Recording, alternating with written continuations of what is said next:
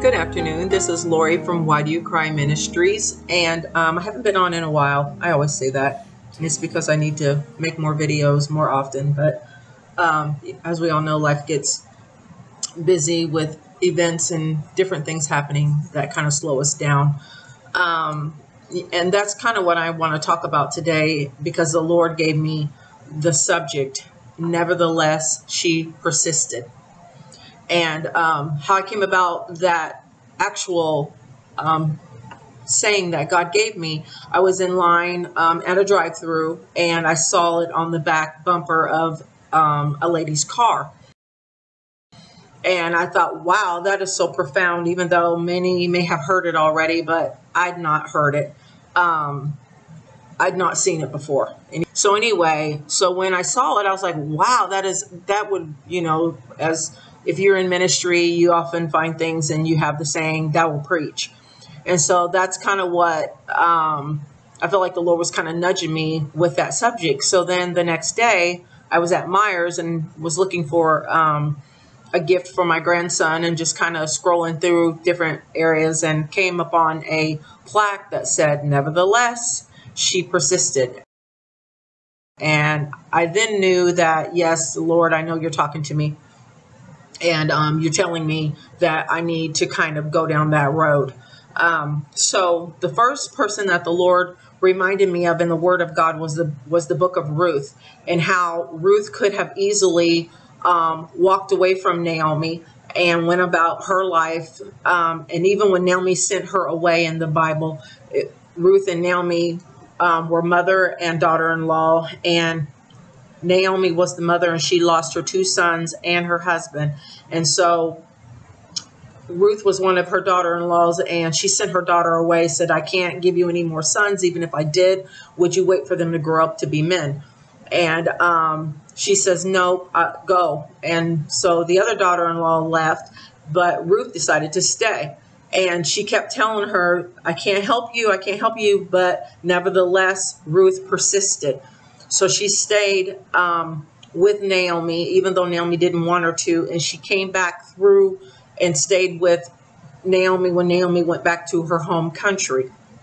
So when Naomi was a Hebrew, so she was a part of the Hebrew line. So even with that story, Ruth persisted, and she did everything Naomi told her to do. And in the end came the baby, Obed, which was the grandfather of David. So she ended up being the bearer of the direct line of David, which would eventually lead to the bloodline of Jesus, and Jesus being born within the line of David. And that's what God had intended. So he used her situation, as tough as it was. I mean, it never even says that Ruth grieved her husband. She was, Naomi grieved more than anybody, and Ruth was just trying to help Naomi with her grief and not leave her alone, since that she had lost so much, even though Ruth had lost a lot too.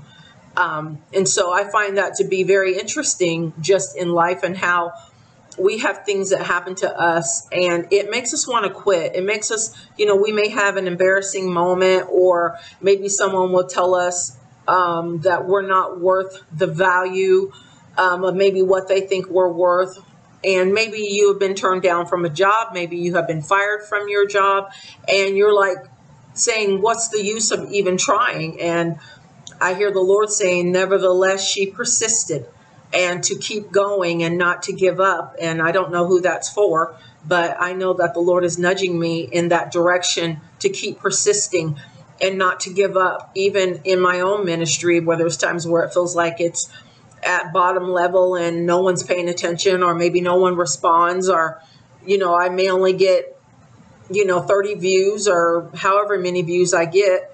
I hear the Lord saying, keep persisting and keep going, because I am the author and the finisher of your race. And when you meet me face to face, you have to have persisted in the things that you do and what I've called for you to do, whether you think people appreciate your ministry or the things that you say or not. This is what I have called for you to do. So then I was one of my friends sent me a small children-like story of Amy Carmichael. And I felt the Lord tugging again, saying, listen to this story of this woman. Amy Carmichael was a woman from Ireland, and she went to India as a single woman to do outreach ministry. Because and so as she went, she had a couple followers with her.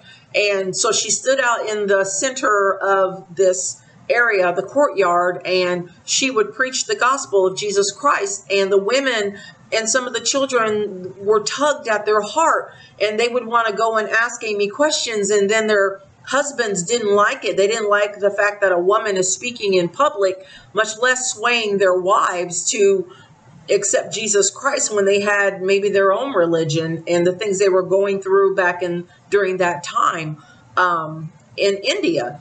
And so they would be shamed publicly in front of everyone.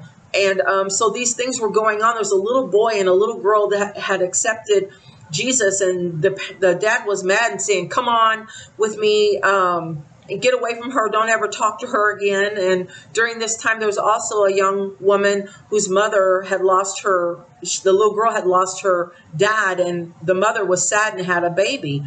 So she took her to the temple of Satan and basically pushed her daughter into the temple and said, you're the sacrifice, and walked away. And so the little girl is in there and she doesn't know what to do. And she's just like, Mom, where's the sacrifice? And she's like, Mom, and she was the sacrifice. And so the temple dwellers took her and they made her cook and clean and made her basically a slave. And they told her she's never getting out. And so the little girl tries to escape, and she's warned that there's a monkey that sits on top of the building. Every time someone tries to escape, he would ring the bell. And so the little girl was dragged back in there, and they punished her and beat her, and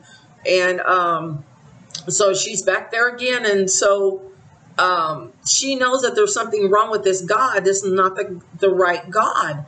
And so she escapes again. And so when she escapes, she's running through the market. She gets further this time, and she runs into Amy Carmichael that's preaching the word. And Amy sees her, and she sees Amy. And so Amy doesn't save her, but they drag the little girl off. But Amy can't get this little girl. This is a true story.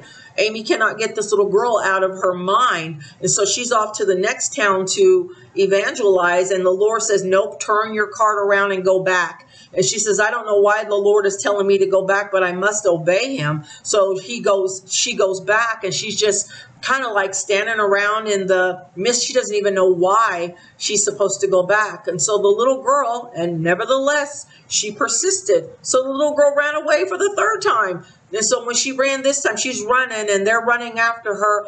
And Amy Carmichael is literally on the other side of the wall of the building. And so she's just banging on the door, let me in, please, somebody let me in. And a guard attendant let her in. He says, Amy's not here, or Amy's not, she went away. And so the little girl runs for it and runs smack into Amy Carmichael, and she has the chain, because she had, the first time she met her, she had stolen the cross off of Amy Carmichael's neck. She stole the cross. So when she went back, when they dragged her back, she said, God of this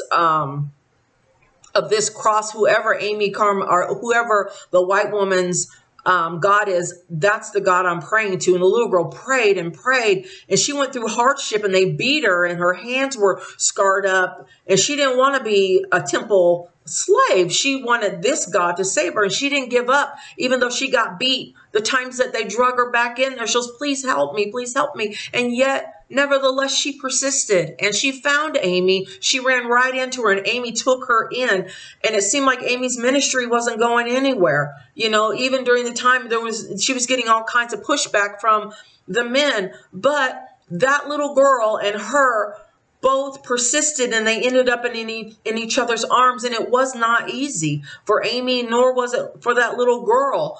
And so then the little girl told her about the temple. And so Amy began to dye her skin with coffee and tea so that she could fit in and go into the temple and begin to take those children from the temple, the Satan's temple that they had those kids in. And she ended up doing more ministry, as a single woman, and taking in all these children because she persisted. She didn't give up when they had her in the middle of that yard, and they were chastising the little children and telling her, go on about your way. She didn't give up, even though she was a white woman in India. She did it. And because she did not stop what she was doing, and she continued on no matter what the cost. And that's what God is saying even to us. You've got to keep persisting. You got to keep going no matter the cost, no matter what happens, no matter the pain that you endure when people want to tear you down, when God has given you an assignment to do. And it's not easy. You know, some days you might feel frustrated. Some days you may feel like you don't even know what you're doing. And God, did you really call me to do this thing? And it gets hard. It gets hard. We're living in the last of the last days. I know we've been saying that for a while, but even if you live to be, you know, if you're 50 years old like me, and you've been hearing this since you were 10, it's still the last days. It's still the last days. So you must continue. You cannot give up. You cannot say, oh, well, coronavirus is here, and you know, God didn't do nothing about it. I'll just give up and I'll just do whatever everybody else is doing. You can't do that. You have to consider, you have to keep persisting and persisting, even if you fall and you cry and you are not feeling good about what you're doing. Nevertheless, you got to keep going, because it is a fight for the end. It is a fight for your soul. It is a fight for the souls of others. And if the attacks are coming, that means you are on the right side and the right page. Even concerning life and what God has called you to do. I've asked God to send me a sign of his last comings, because I think I don't know if I did a video on it or not. I don't remember whether I did or not, but I asked the Lord to show me a cardinal. And so that first day I asked him, the devil's like, oh, he ain't going to show you nothing. It doesn't even matter. You can see cardinals anywhere all the time. Now, mind you, I had not seen a cardinal except for that day I happened to see one. I said, Lord, that would be a perfect sign if you would show me a cardinal on a consistent basis every day to let me know that you are on your way and soon to come. And no sooner than I said that, the next day I saw a cardinal. And then I was just like, okay, the devil's like, oh, that's just a coincidence. That's that same cardinal. So then the following day, I see him sitting in the road, in the middle of the road, just sitting there on the ground. I'm like, cardinals don't usually land on the ground. They land in trees and they stay active. And then the next day I seen a cardinal. He didn't move. I was there and he was there. And he just kind of hopped across the pathway and didn't scare, didn't walk up. I'm like, this is crazy. And so then the following day I was seeing cardinals every single day. I looked in my rearview mirror. I was backing up. Cardinal flew by my rearview mirror. I was just like, I just kind of crack up, because God knows your language and he knows how to get your attention. So whatever it is that you need for God to do for you, you ask him. You say, Lord, I need you to show me that this is what you really are doing, or this is what you really want. He wants to communicate with you. He really does.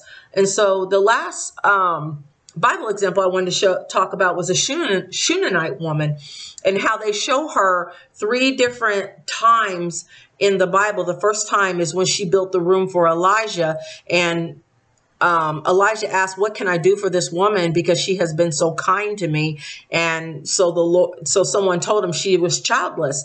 And so the Lord gave him the instruction to tell her that by this time next year, you're going to have a son. So it is fulfilled and she has a son. The next time you hear about her, her son has a massive brain aneurysm. He says his head hurts and he fell asleep and died in her lap. And, so I don't remember if she had put the child on the saddle with the horse, or she went by herself, but I know she went to find Elijah, and Elijah came back and basically brought the child back to life, by God's healing. The child was brought back to life. She didn't cry and say, oh God, you gave me a child, then you took him away. I'm so bitter. I'm so mad at you, God. You didn't even have to give him to me in the first place. Because she did tell Elijah, she says, why even tell me if he's going to die? But she persisted, and they asked her, is anything okay? And she said, all is well, all is well. And she just kept going for Elijah and wherever he was, and she found him. And the last time you see her, there was a famine in the land. of Israel, and Elijah tells her to go away because there's a famine. It's going to be a famine, and he warns her and her family. So she takes her family and goes away. She comes back 7 years after the famine, and they have taken her possession of her land. And she's goes to the courts, and there happens to be a guy in the courts that's giving praises to Elijah. And then he says about this Shunammite woman, and he gives her story about how she didn't have a child, and Elijah prayed for her, and she had a child, and then how her child died, and how Elijah prayed for the child. The child came back to life. As soon as he's talking about her, bam, she comes right in the courts, and he says, that's the woman right there. There she is right there. So she persisted. She didn't give up and say, now my land is gone. What am I going to do? You know, she persisted. Nevertheless, she persisted. And so she ended up, and the king granted her her land back. Not only did he grant her her land, but all the profits that were made from people planting on her land, he gave her that too. So, you know, God is in the blessing business, but there's times where you have to persist, and you have to ask yourself, how bad do you really want it? Because if you're like a child and all you do is cry and they hand it to you, you'll never learn. You'll never learn to build up your faith in God. And that's what's important in these last days. It's not about necessarily trusting your instincts or trusting, oh, God's got me, he's got me. No, it's about sometimes God has got you, but he pushes you further. He pushes you further in your faith so that you won't give up or think something is God when it really isn't. Sometimes God will say, stop and listen and wait for my instructions. You don't be the first person to jump just because someone says they got a solution. You're not the first to jump, especially if God tells you, wait for my instructions. And the very first time that I heard about the coronavirus, I was in England at that time, and we were praying and praying and praying against it. It wasn't even in England yet, but that was our last church service. They were shutting the churches down and doing the things that they were doing to all those countries. And even though it hadn't quite affected England at that point, but you know, and that's what they chose to do. And the Lord said, wait for my instructions. That's what he told me. I said, I don't know what that means, but God's saying, wait for my instructions. And here we are a year later, and things are being done and there's solutions out there. But God is still saying, Lori, or whomsoever will, wait for my instructions, and I will tell you what to do. And you have to nevertheless persist and wait for the Lord and wait for what he's instructing you to do. So anyway, I'm going to close right now, and I pray that if there's anyone out there that needs the Lord, call on the Lord while he may be found.